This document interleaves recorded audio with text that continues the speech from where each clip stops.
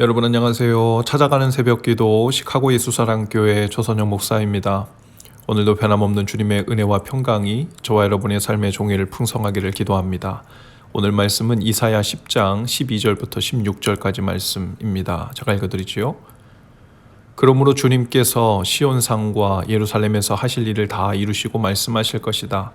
내가 아시리아 왕을 벌하겠다. 멋대로 거드름을 피우며 모든 사람을 업신여기는 그 교만을 벌하겠다.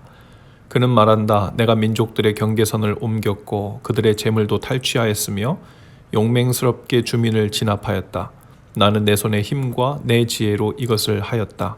참으로 나는 현명한 사람이다. 내 손이 민족들의 재물을 새 보금자리를 움키듯 움켰고 온 땅을 버려진 알들을 모으듯 차지하였으나 날개를 치거나 입을 벌리거나 소리를 내는 자가 없었다. 도끼가 어찌 찍는 사람에게 뽐내며 톱이 어찌 켜는 사람에게 으스대겠느냐. 이것은 마치 막대기가 막대기를 잡은 사람을 움직이려 하고 몽둥이가 나무 아닌 사람을 들어올리려 하는 것과 같지 않느냐.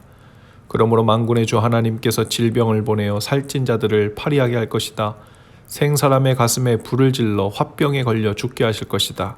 그의 재물은 화염 속에 태워버릴 것이다. 아멘. 하나님은 아수르 사람들을 진노의 막대기로 사용하셔서 이스라엘과 유다를 징벌하십니다. 아수리인의 손에 있는 몽둥이는 하나님의 분노를 보여주는 것이었죠. 하나님이 아수르를 보내어 끝까지 하나님을 거역한 이스라엘을 치셨고 또 아수르를 명하여 이스라엘 백성을 쳐서 탈취하게 하시고 노략하게 하셨어요. 죄악된 자를 길거리에 진흙과 같이 짓밟아 주셨습니다. 하지만 아수르의 왕은 정작 이스라엘의 죄악을 징벌하시는 하나님의 마음이 어떤지 몰랐죠. 그래서 다만 허다한 나라를 파괴하고 멸절하고 정복하는 데에만 관심이 있었습니다. 멋대로 거드름을 피우며 교만을 떨었죠. 이스라엘과 유다를 정복하고 멸절하게 된 것이 자신이 너무 힘이 세다 보니 너무 지혜롭다 보니 식은 죽 먹기이고 거칠 것이 없다고 생각했습니다. 자신의 힘과 지혜로 그 모든 일을 행했다고 자랑했죠. 그가 이렇게 열국과 세계를 정복해도 날개를 치거나 입을 벌리거나 지저귀는 나라가 하나도 없었다고 자부합니다. 그들은 스스로 세계 강대국이 되었다고 교만해졌죠. 도끼와 같은 아수르는 도끼를 찍는 하나님에게 스스로를 자랑하고 있는 꼴이었습니다. 톱이 자신을 켜는 자에게 스스로 큰 채하고 있는 꼴이었죠. 마치 막대기가 자기를 드는 자를 움직이려 하는 것과 같다 했습니다. 몽둥이가 몽둥이를 잡은 사람을 들려고 하는 것과 같다 했어요. 아버지가 회초리를 가지고 아들을 징계해도 그 자녀를 사랑하는 것이지 회초리를 사랑하는 것이 아닙니다. 아수르는 아주 큰 착각을 하고 교만하여 기고만장해 있었습니다. 그래서 이제 하나님께서는 그 살찐 아수르를 다시 파리하게 하실 것이라 하십니다. 아수르의 영화 위에 불을 붙이는 것 같이 타게 하실 것이고 이스라엘은 불이 되고 그의 거룩하신 하나님은 불꽃이 되어 그들을 심판하실 것이라 하십니다. 하루 사이에 아수르의 가시와 찔레가 소멸될 것이라고 하십니다. 하루 사이에 아수르의 숲과 그의 기름진 밭의 영광이 다 소멸될 것이라 하십니다. 생사람의 가슴에 불을 질러 화병에 걸려 죽게 하실 것이라 하시고 그들의 재물은 모두 다 없어질 것이라고 하십니다. 이스라엘과 유다는 그들의 교만함으로 하나님을 거역하고 스스로 살 길을 찾다가 징계를 당했지요. 마찬가지로 아수르도 역시 그 교만으로 인해 하나님의 손에 심판을 당하게 된 것입니다. 교만은 우리 믿는 자들이 가장 경계해야 할 태도이죠. 그 이유는 누구도 자신이 교만한 자리에 앉아 있는지를 알지 못한 채 교만을 떨다가 망하기 때문에 그렇습니다. 우리는 이스라엘이나 아수르처럼 대놓고 하나님 앞에서 교만하게 행하지 않고 있다고 생각할지 몰라요. 교만은 상시 우리의 마음 깊은 곳에서 여차하면 고개를 내밀고 우리의 마음을 점령하려고 하고 있기 때문이죠. 우리 안에 교묘하게 숨겨진 교만이 얼마나 많은지 모릅니다. 그 중에서도 가장 큰 교만은 우리가 하나님으로부터 창조된 존재임을 인정하지 않는 태도입니다. 그러니 하나님 없이도 스스로 살 수 있다고 생각하는 것이죠. 하나님께 도움을 구하지 않는 것이 교만이고요. 하나님께서 나를 만드시고 은혜를 베푸시듯 다른 사람들 역시 귀하게 만드셨고 그들에게도 하나님께서 은혜를 베풀고 계시다는 것을 인정하지 않는 것도 교만입니다. 마치 하나님께서 나를 가치 없게 실패작으로 만드신 듯 자신의 인생을 함부로 평가절하하며 자학하는 것도 사실은 교만에서 시작되는 것이죠. 이스라엘과 유다는 그 많은 하나님의 타이름과 경고에도 말을 듣지 않았어요. 성경에서 하나님의 말씀을 듣지 않았다는 말은 순종하지 않았다는 뜻입니다. 그리고는 눈앞에 있는 위기와 문제를 해결하려는 일에만 발을 동동 구르며 찾아다녔죠. 하나님 앞에 엎드리지 않았고 눈물로 회개도 하지 않았습니다. 자신들을 인도하고 계시고 살리시는 분이 하나님이심을 인정하지 않는 것, 그것이 바로 교만이었습니다. 오늘 저와 여러분 중에도 성령께서 근심하시는 메시지를 받고 계시는 분이 계실지 몰라요. 모든 문제와 고난이 다 하나님이 주시는 메시지라고 할 수는 없지만 때로 하나님은 우리에게 깨어나 영적인 현실을 직시하고 돌이켜 돌아오라고 말씀하실 때가 있습니다. 어떤 분들은 생계로 인하여 어려움을 당하고 어떤 분들은 부부의 틀어진 관계 문제로 심각합니다. 어떤 분들은 자녀의 문제로 마음이 녹아내리고요. 어떤 분들은 신분이나 불투명한 문제 때문에 미래의 문제 때문에 답답한 지경에 있을 수 있어요.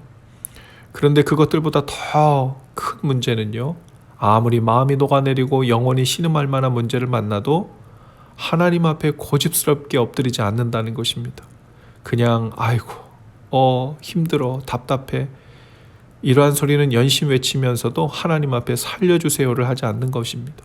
고집스럽게도 하나님 앞에서 교만함으로 일관하고 있는 증거입니다. 하나님은 어제도 오늘도 우리 삶에 가장 중요하십니다. 우리가 문제없이 사는 것을 중요하게 생각하시는 것이 아니라 하나님을 경외하며 겸손히 사는 것을 가장 중요하게 여기시죠. 그 교만함이 문제가 되면 하나님은 언제라도 무엇이라도 우리 삶에 있는 것들을 무너뜨리시고 뽑아내셔서라도 다시 하나님께로 돌아오게 하시는 분이십니다. 왜냐하면 그것은 우리의 영적으로 죽는 일과 관련된 일이기 때문이죠. 우리 안에 있는 가장 큰 교만은 바로 듣지 않는 일에서 시작합니다. 사람이 교만으로 가득해지면요, 가장 먼저 나타나는 반응이 다른 사람의 말을 듣지 않으려 하는 거예요. 내 생각과 내 입장, 내 방식과 내 고집만 앞섭니다. 꼰대라는 말이 있죠. 나이가 든다고 다 꼰대가 되는 건 아니지만 점점 더 나이가 들면서 내 생각에 사로잡히고 그것을 넘어서지 못하고 다른 사람의 말을 듣지 않으려는 것, 일종의 교만함의 태도죠. 그리고 내가 생각하고 있는 틀 안에 모든 것을 끼워 맞추고 그 안에서만 생각하려 합니다. 교만한 자는 그렇게 스스로 자멸하고 망해가죠.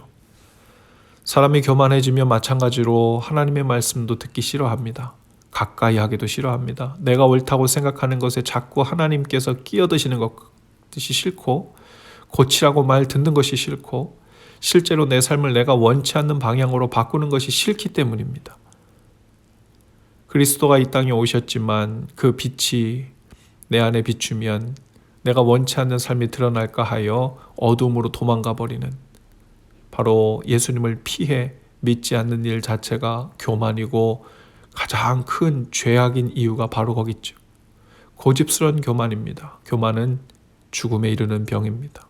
어떻게 병이 깊어지는지도 모르고 앓다가 죽는 것이 교만이죠. 무엇보다 성령께서 듣는 귀를 열어주시기를 축복합니다. 하나님 앞에서 우리의 상태가 어떤지를 바로 듣고 깨닫는 은혜가 있어야 하고, 그 다음엔 하나님 앞에서 무엇이든 고치겠으니 하나님 살려달라고 엎드리는 일이 있어야 합니다.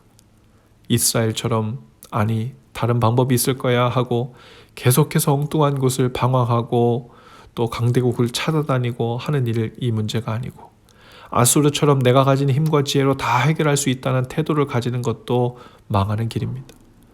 오늘도 우리에게 소망이 있는 것은 성령께서 말씀을 들려주시고 순종의 삶으로 초청하시며 우리를 놓고 계시지 않는다는 사실이에요.